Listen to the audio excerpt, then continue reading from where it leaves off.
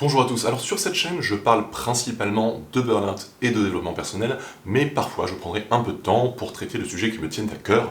Les sujets qui me tiennent à cœur, c'est d'une part l'écologie, notamment la lutte contre le réchauffement climatique, mais aussi la lutte contre les inégalités et contre les discriminations, et aujourd'hui, vous l'avez compris, je vais parler de féminisme.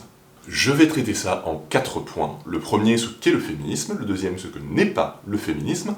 En troisième, pourquoi je me dis féministe. Et enfin, en quatrième, je traiterai la question, mais finalement, est-ce qu'un homme a le droit de se dire féministe? Et est-ce qu'un homme a le droit de parler de féminisme? Alors je sais, j'arrive un peu après la bataille, j'arrive après le 8 mars et donc la journée internationale des droits des femmes, mais c'est justement pour ça que je fais cette vidéo, c'est parce que voilà, ce que j'ai vu, ce que j'ai entendu durant cette journée m'a donné envie, moi aussi, d'en parler et de porter ce message qui me semble important. Juste une précision avant de commencer, tous les avis sont bons à prendre et j'aurai plaisir à lire le vôtre, mais je vous demanderai juste de respecter 2 règles. La première, c'est de rester dans le respect envers moi et envers les autres.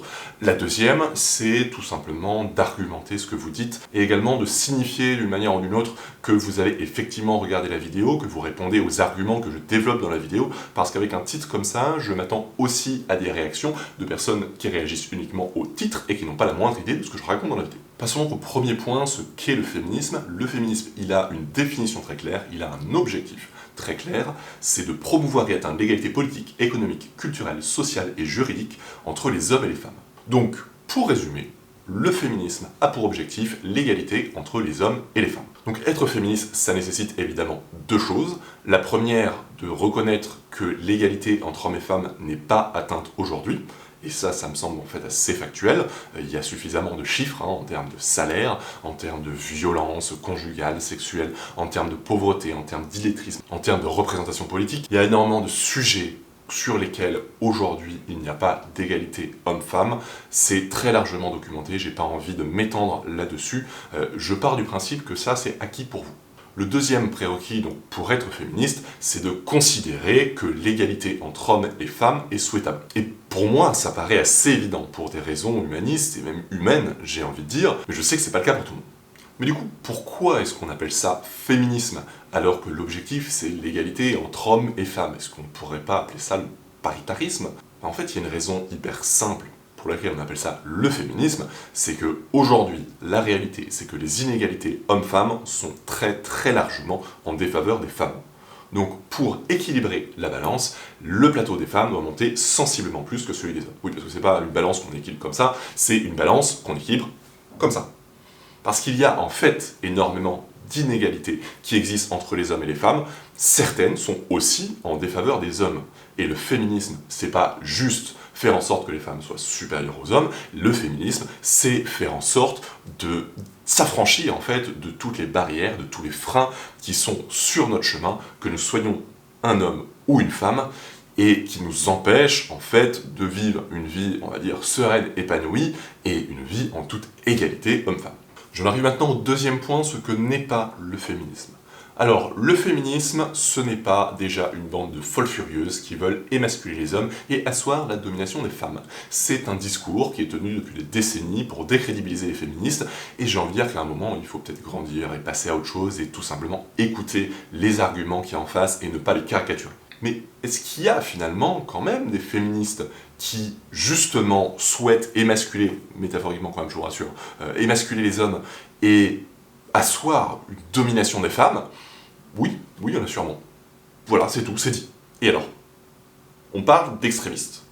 Et dans tous les courants, dans tous les mouvements, dans toutes les luttes, il y a des extrémistes. Sauf que j'espère ne rien vous apprendre en vous disant qu'il est très dangereux de réduire un mouvement à ses quelques membres les plus extrémistes, et le féminisme, évidemment, ne fait pas exception, c'est-à-dire aller résumer le féminisme à quelques folles furieuses qui veulent que les femmes dominent la planète, c'est juste malhonnête en fait. Voilà, intellectuellement, c'est une position malhonnête.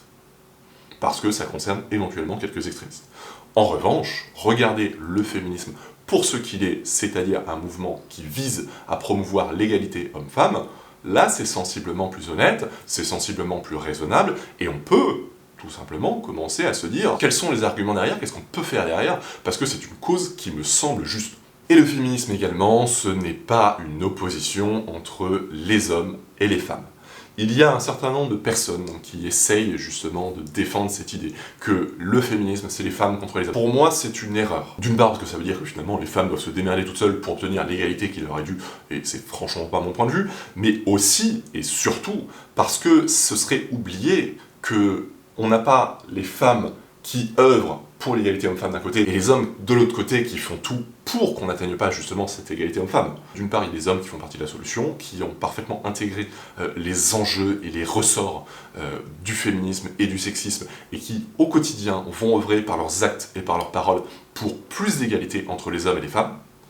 Mais il y a aussi des femmes qui font partie, entre guillemets, du problème, et qui, au nom de la tradition ou d'autres choses, vont faire en sorte, vont œuvrer pour que la situation reste telle qu'elle est, et donc qu'on n'aille pas vers plus d'égalité entre les hommes et les femmes. Tout ça, en fait, c'est qu'une petite partie de la population.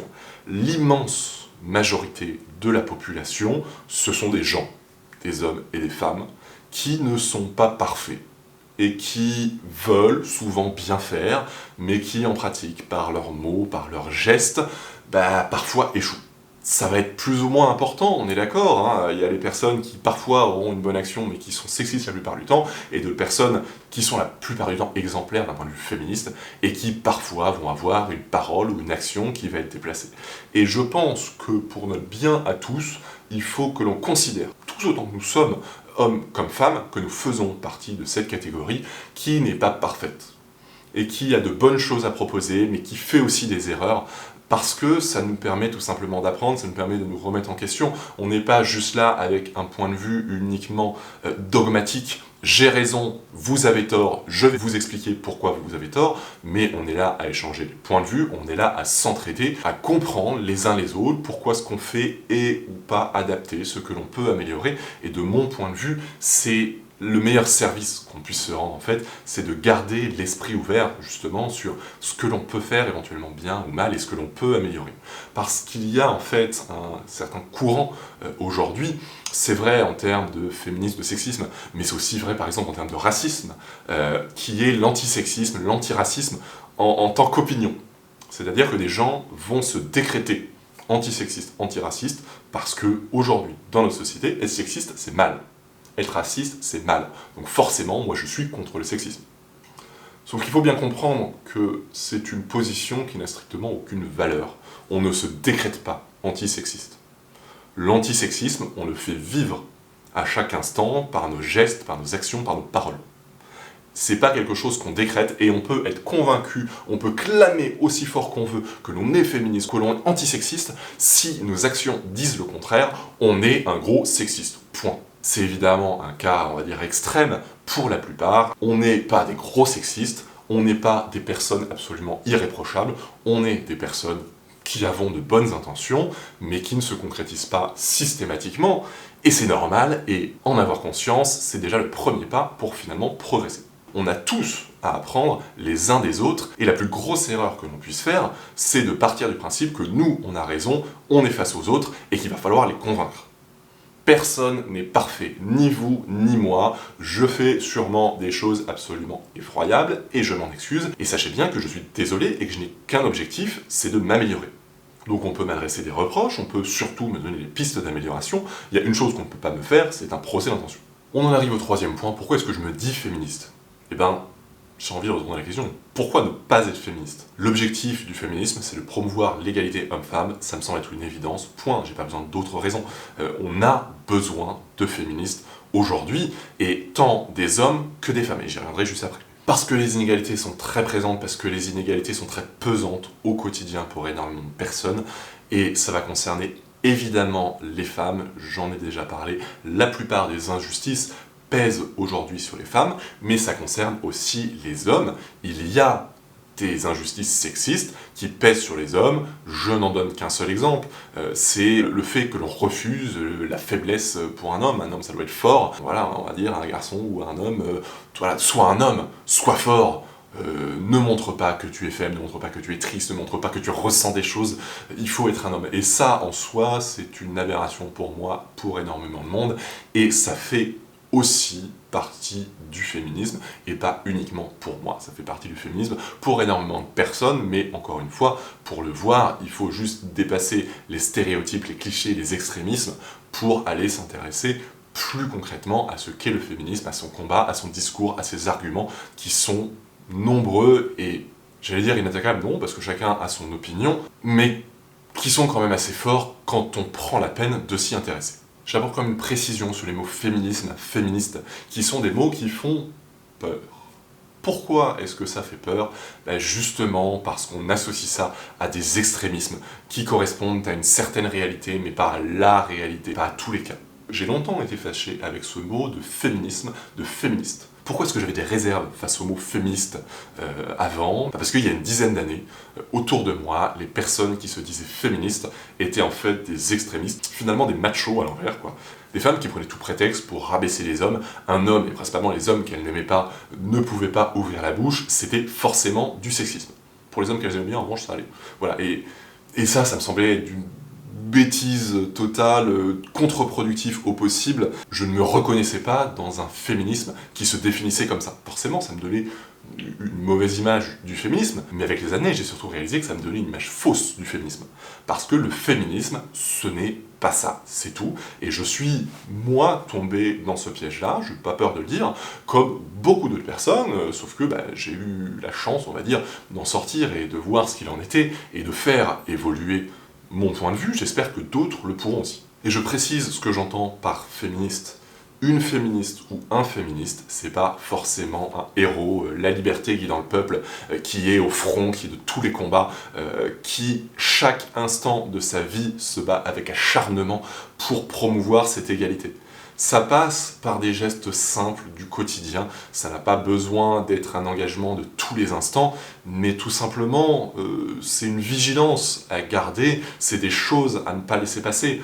C'est être déjà soi autant exemplaire que possible dans son comportement, c'est faire remarquer à des personnes que des paroles, des gestes, des actions peuvent être déplacés, peuvent être sexistes, peuvent être contre-productifs, c'est leur expliquer pourquoi. On n'est pas là pour blâmer, pour fouetter ou pour je sais pas quoi, on est là pour expliquer. Le gros enjeu du féminisme, c'est l'éducation, c'est de faire réaliser à énormément de personnes la réalité de la situation et la réalité de ce qu'on peut faire.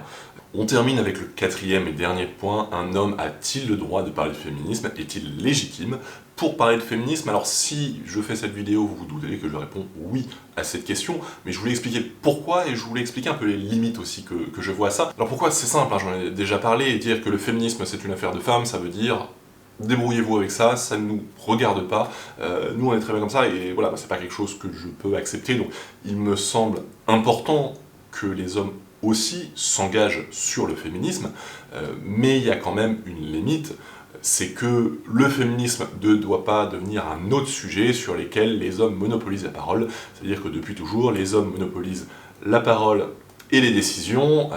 Il suffit de revoir la proportion de femmes dans les représentants politiques.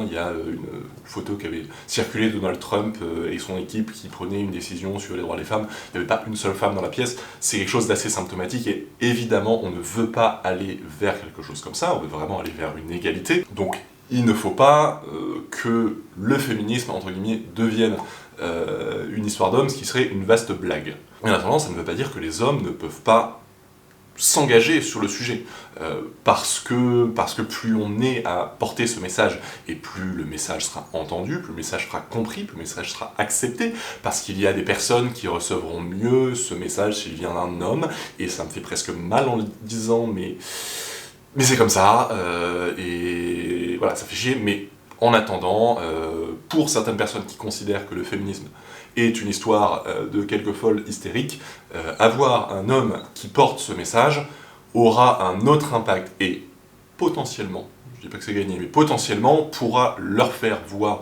le féminisme et la cause finalement de la parité d'une autre manière. Mais je ne me fais pas d'illusions, je sais très bien qu'il y a un certain nombre de personnes qui sont au-delà de toute rédemption, qu'on n'arrivera jamais à convaincre, et peu importe en fait. Le but, c'est pas de convaincre tout le monde.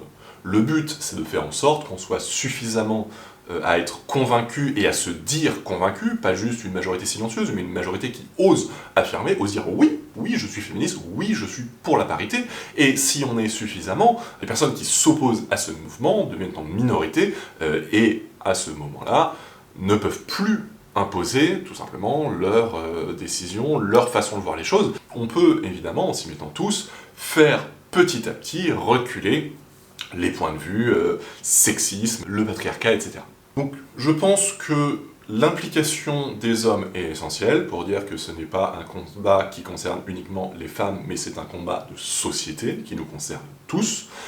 Pour autant, le rôle des hommes ne peut pas être celui des femmes, on va dire, dans le féminisme.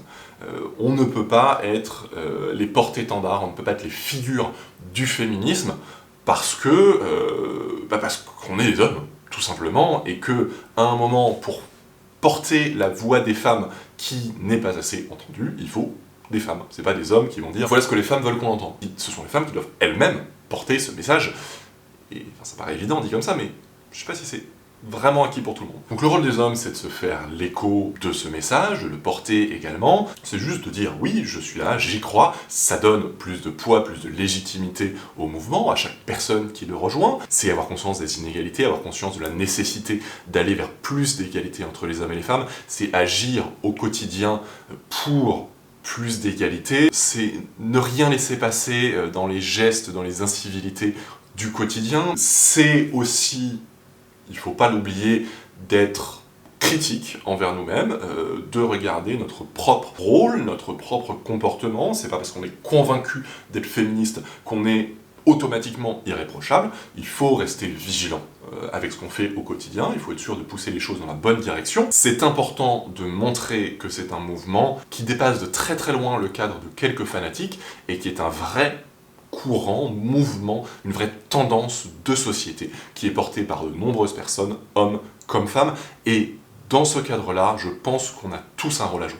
Donc merci pour votre attention. Si vous voulez contribuer au débat, donner votre avis sur le féminisme, sur ce que j'ai dit, sur ce que l'on peut faire ensemble pour améliorer petit à petit, pas à pas, la situation, les commentaires sont là pour vous. N'oubliez pas, dans le respect et dans l'argumentation, on n'est pas là pour asséner des certitudes, on est là pour échanger nos points de vue, et ça passe en premier lieu par l'écoute. De mon côté, je vais faire une petite pause dans les vidéos, je reviens fin avril, début mai, pour parler de nouveau de mes sujets de prédilection, qui sont le burn-out et le développement personnel, c'est-à-dire vivre une vie plus équilibrée, plus en harmonie avec nos valeurs, et finalement, parler de féminisme, c'est totalement dans le sujet. Je l'ai pas dit en début de vidéo pour pas totalement brouiller les pistes, mais pour moi ce sujet est totalement, vraiment dans le développement personnel, parce que autant dans les mécanismes qui sous-tendent en fait notre relation au féminisme, que dans le rôle qu'on a à y jouer, ou tout simplement dans le rôle que le sexisme et que toutes les injonctions, que ce soit vers les hommes ou vers les femmes, peuvent jouer dans notre vie quotidienne, le féminisme, pour moi, est aussi un enjeu essentiel de développement personnel. Donc j'ai envie de dire, qu'est-ce qu'on attend? J'ai appelé cette vidéo « Je suis féminisme ». Pas vous? Bah parce que ça me semble évident qu'on doit tous être féministes, et donc je vous pose la question. Et vous?